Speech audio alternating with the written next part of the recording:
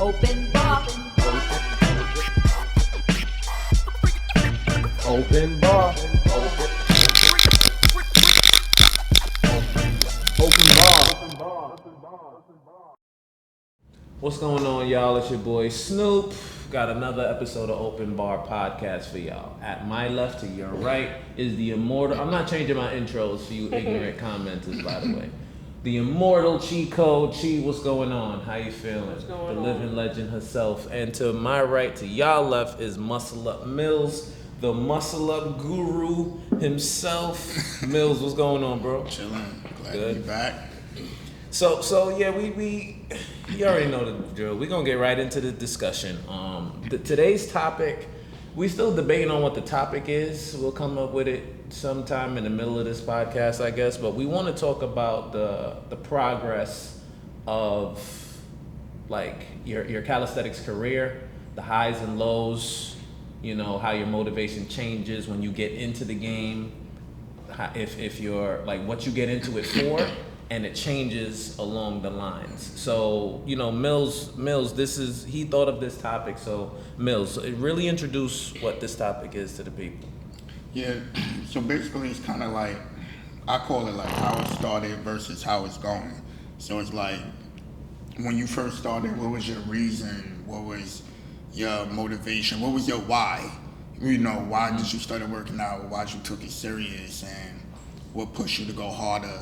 Compared to over time, has anything changed? Did injuries make you change up your training or different motivation? Because you know motivation comes and goes. So when you ask that question, do you mean it from a workout standpoint or being in the calisthenics game standpoint? What is your entry? Are you talking about just being in the fit? calisthenics, Calisthenics yeah, game. All right, so speak on yourself. You start. What made you start in the calisthenics game? For one, it was like I was always working out. Yeah. So calisthenics was new to me. I wasn't really on to calisthenics itself. I was just working out, period. Mm-hmm. And then we started, Park 48. And then, Sparta, y'all was telling me about Sparta. So I was like doing it. I really did it because I was always into working out and I felt like I could conquer it. That's my field. Technically, I felt like y'all new to this. Mm-hmm. I've been doing this. I'm true to this. So that was my beginning mental. It's like, oh, I'm about to shine on this. Mm-hmm. I'm about to find something that finally exploit what I've been doing for years. Yeah. Yeah. Okay. So what? Chi, same question. What got you into the calisthenics game? Well, I've always been athletic, playing ball, so. Getting into fitness, calisthenics, before I knew that there was an actual game to it, like comps and all of that stuff. It was literally just to get fit, just to get strong. But what made me want to, join a team is just to be part of something bigger than myself, and also just to have that motivation of like-minded people around, and to do it with people and get stronger. But like once I joined Sparta, it was different. That was like my intro into comps, and once I started to see like the comp game, like it's something that I like. So it is like playing ball, but just with working out. So it's like killing two birds with one stone. You get to be an athlete and you get to be fit, strong. So that's really what it was. And that's exactly what it was for me too, because when I started, I tell this all the time, it was for basketball, calisthenics, Doc said this perfectly in the past, that calisthenics is something that every sport uses for preparation, and we've turned that preparation into a sport. So I can honestly admit I got into calisthenics to get stronger for basketball, and when I realized this was a sport and there's more longevity, because basketball, football, you have a shelf life. And once you hit your 30s, it's over. And at the time, I started calisthenics at 29. So it's kind of like I'm still young, but I'm old. So calisthenics, I'm seeing people in their 50s still doing it at a high level. Started at 29. I started at 29 because I'm 37 now. Yeah. Wow. Yeah. So So Mills, going back to you, when you said when you came into the game, as opposed, let's just fast forward, because I like to say every 5 years the game resets. So for you, what changed in between from when you started towards like the middle, or you get what I mean? Like what changed for you? I think it was the training. I like the training that we was doing. It was like reps and sets, back to back, and then we started competing, like actual competitions.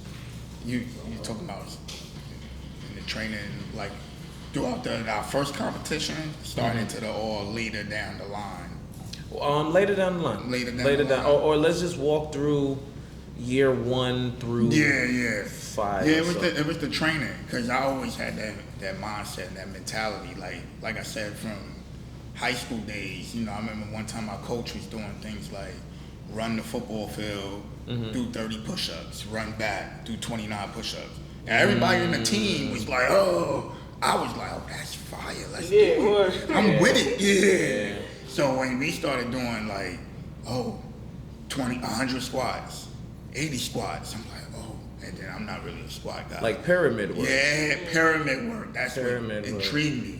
Yeah. Okay. Same question, Chi. Yeah, all the new techniques I was learning, like EMOMs, all the stuff I never heard of before, pyramids, builders, like all that stuff was intriguing me, and just to know that there's mad different ways to attack sets and how to achieve those like the big numbers that I used to think like 100 push-ups straight was crazy, but now that's just like okay. So what I'm getting from both of you is the new something.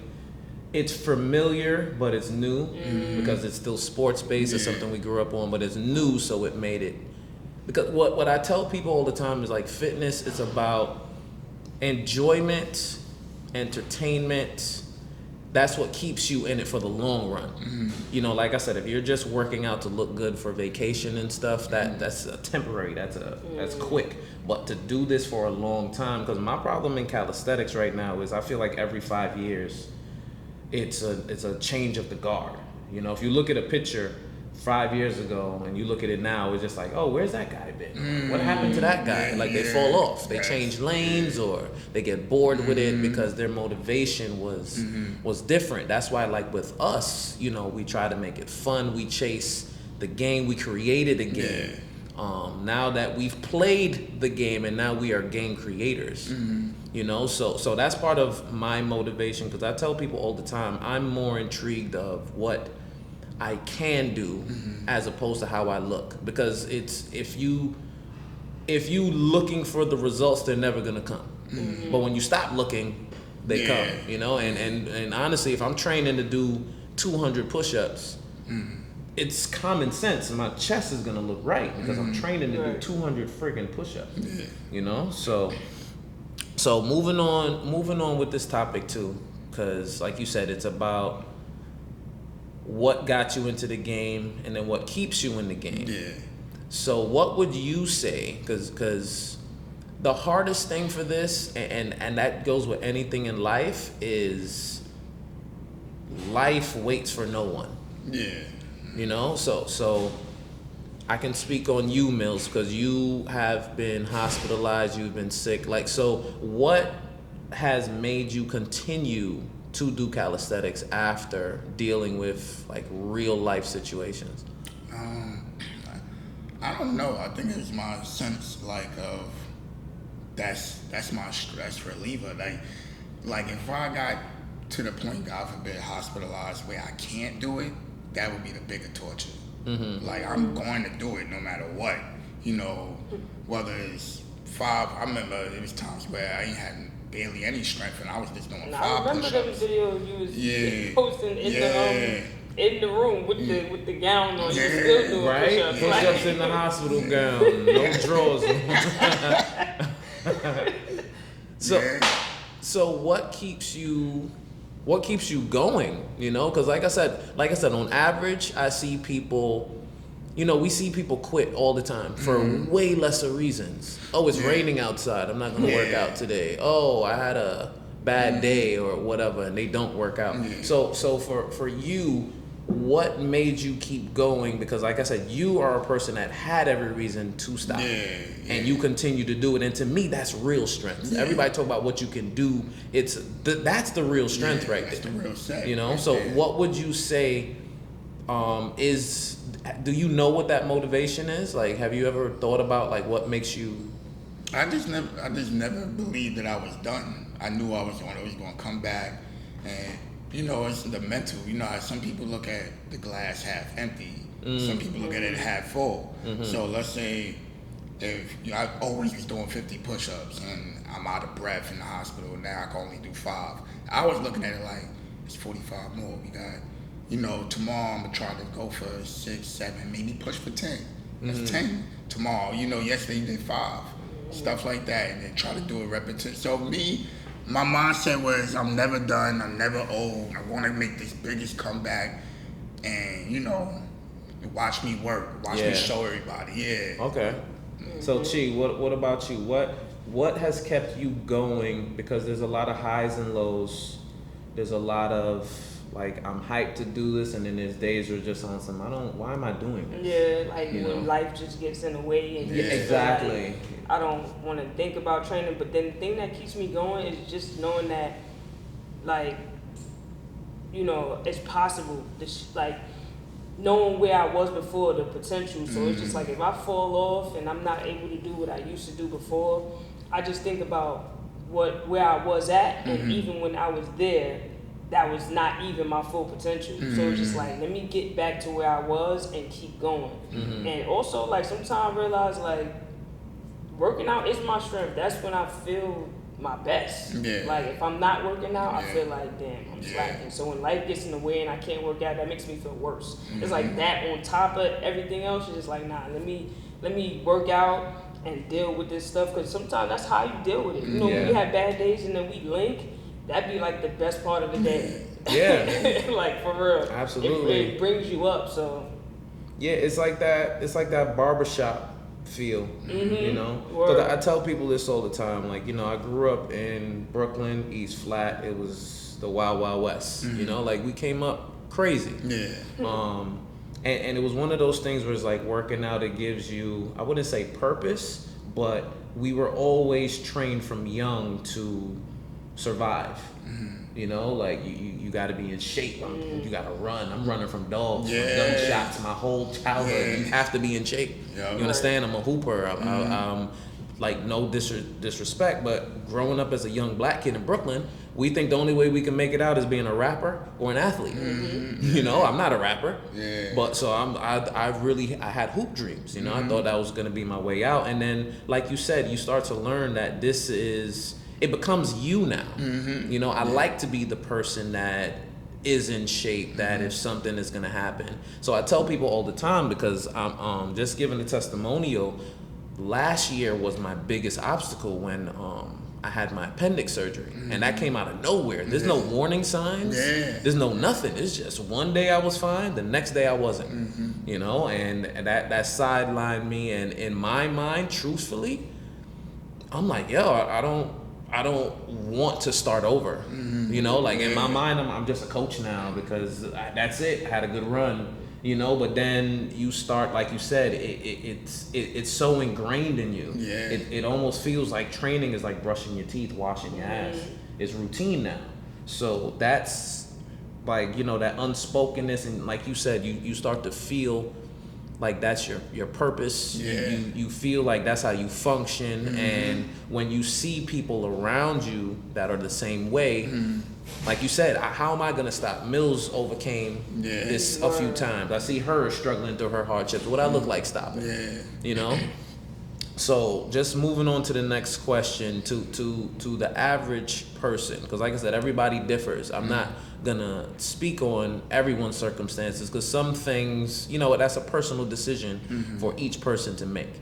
But what do you think about the average fitness person in a whole? Because majority of people, as soon as they have a reason or a valuable excuse that people won't judge them for, they're good with that. So do you think that's what separates us? Because sometimes I think like maybe that's the Spartan mentality. You know, because we don't quit, we don't give up, even when we should. Yeah. Like she said, you're doing push-ups in the hospital. Yeah. Why? You know, like so. Do you think that is the unique quality that, you know, I guess certain athletes share, or do you think that's just something that we can teach people? Like that. Nah. Never give up. Do you think that can be taught? Not really. So- I know it's like it got to be in you, not on you. You know what I mean? Like I don't know. I don't think because it's so engraved in me, like in my blood. Even if I go to the park sometimes, not to really work out, just to clear my head and just chill and collect my thoughts about whatever was going on. Even if I'm venting to somebody at the park, you know, I'm in my feelings, like, yeah, and I don't understand how they did that, you know, and I'm on the bar, like, I don't understand how they, you know, because they did that last time, and next thing you know, it's like, yo, you want to do 10 pulls real quick. Even everybody that knows me, if you see me, you witness you chilling with me, almost everybody can experience, like, we're gonna stop at the park. Yeah. Like, you want to hit a set real quick? Oh, man, now we gotta do a set. You know, and then stopping at the park to go to work. Yeah. So it's just, it got to be in you. I don't really think it can be taught like that. I agree. Yeah. I agree. So Chi, in your experience, do you think that can be taught, like that mental toughness can be taught or learned, or you see someone do it and because I in a way feel like it can't be taught, but energy can be transferred. Yeah. You know, like if I see, motivate. yeah, if I see you grinding, it's gonna make me like, because I hear a lot of people say like, yo, if I ain't see you do that, I probably wouldn't have, blah blah blah, you know. That's what I mean, like to a certain extent. Yeah, like I feel like those type of people that need to be taught, you need to be on them constantly. Because once you, you know what I'm saying, shy away from them and let them go on their own, that's when they just maintain. I've seen it before, like I work out with people and I'm steady, keep going, and once somebody get to a certain level, they be like, I'm good with this. Take the training wheels. Yeah, like I'm good with this, so I'm gonna just maintain. Like you doing too much. Like I'm like, nah, this ain't. To the point where really not nothing. the roles done reverse and now they hitting you up. Like, yo, right. Because you know what it comes down to? People do this for different reasons. So from y'all's stories and from my story, it sounds like we do this for therapeutic reasons. Like it keeps me level. You know, like I said, this is our release if we're angry, and it's a positive release. It's like, you know, when you're mad at somebody and you could take it out on a push-up bar. You understand it? And a lot of people, I personally feel a lot of people are scared of judgment.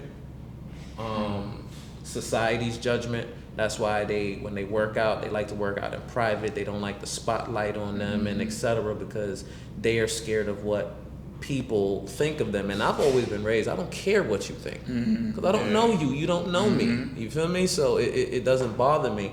So because I'm really been trying to study this, like why, like studying people's mannerisms, why they stop, why they do it, what their purpose is, and I try to align myself with people that have my same motivations.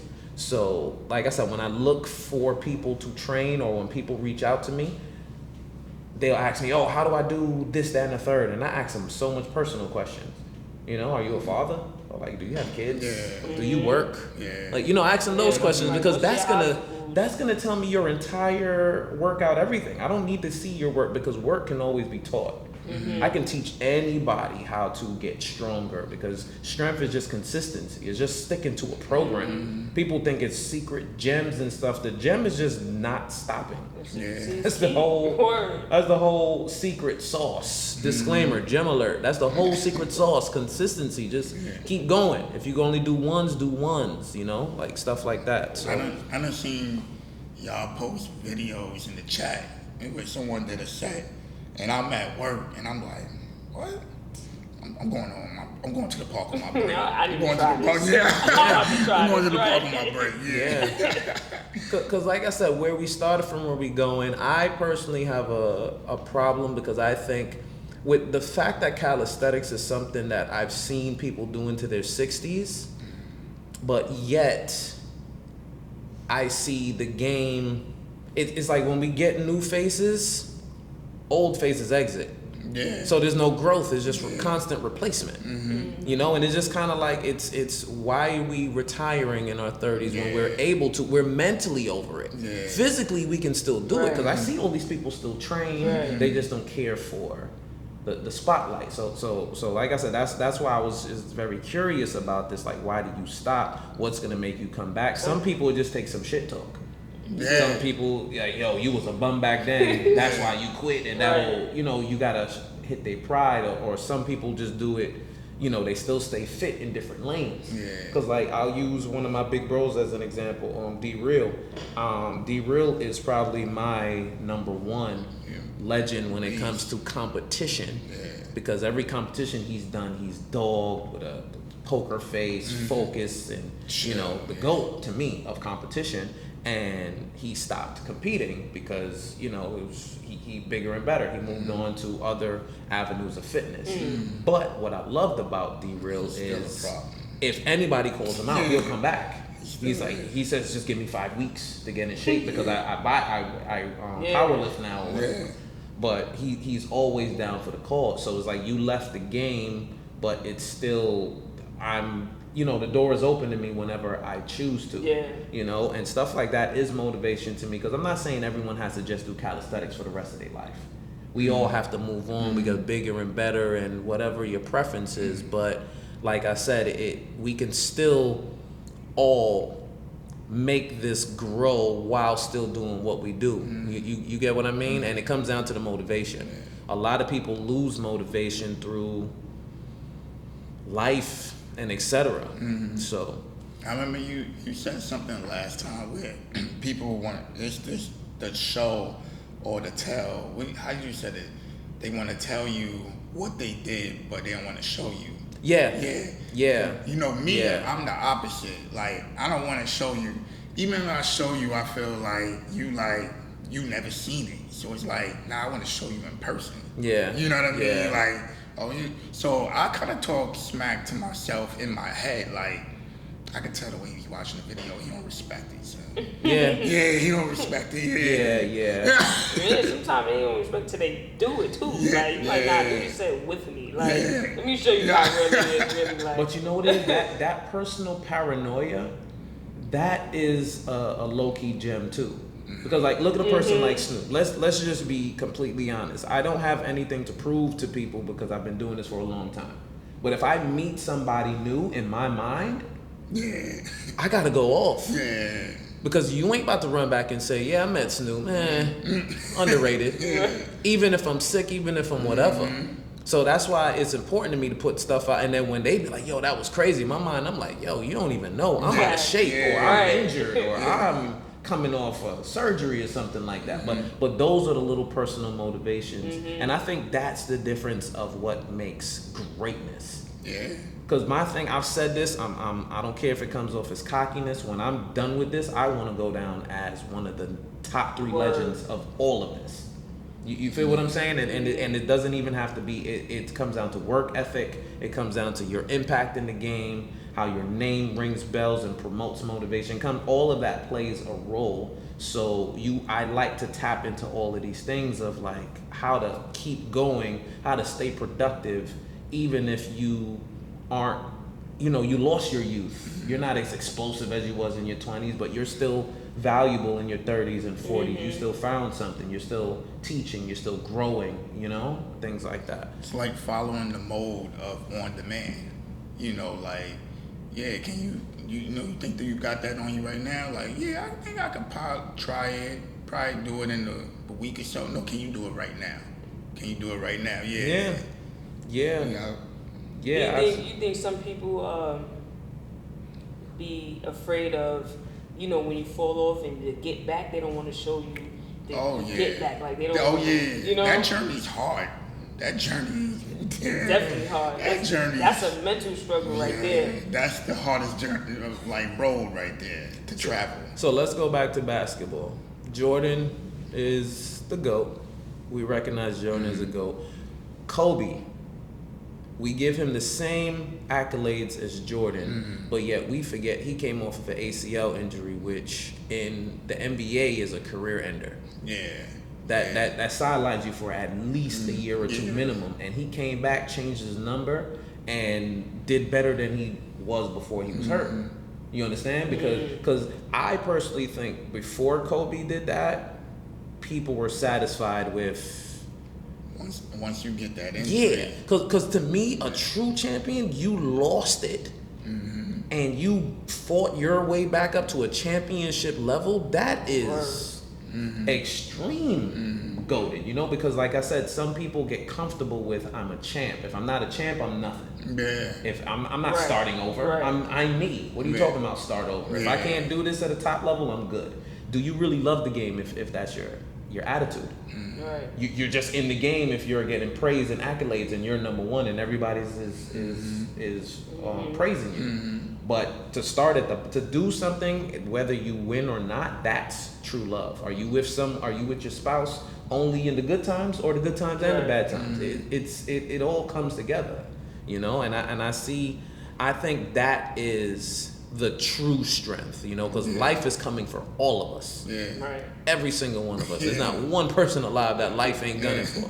You know, so and like sometimes it's physical, sometimes it's mental. We lose our jobs, baby mama drama, children, whatever the case. And like I said, with calisthenics, this is something where we only need a floor.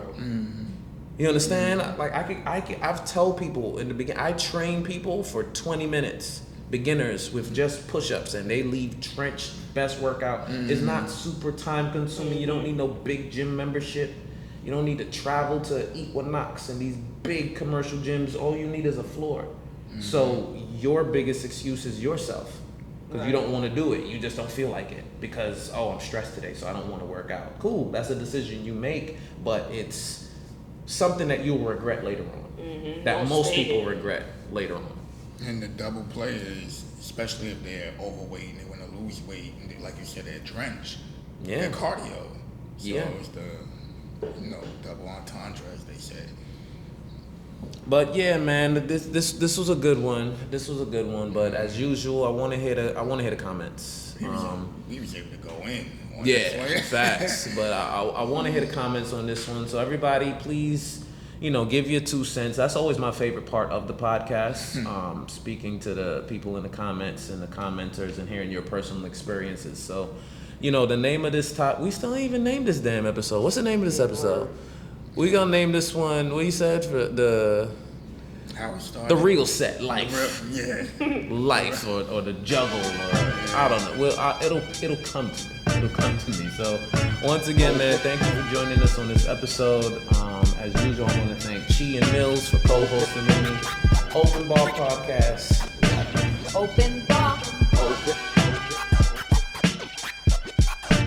OpenBar. Thank you for watching this video. And if you enjoyed this video, please make sure you like, share, and subscribe, because there is plenty more to come from Team Sparta.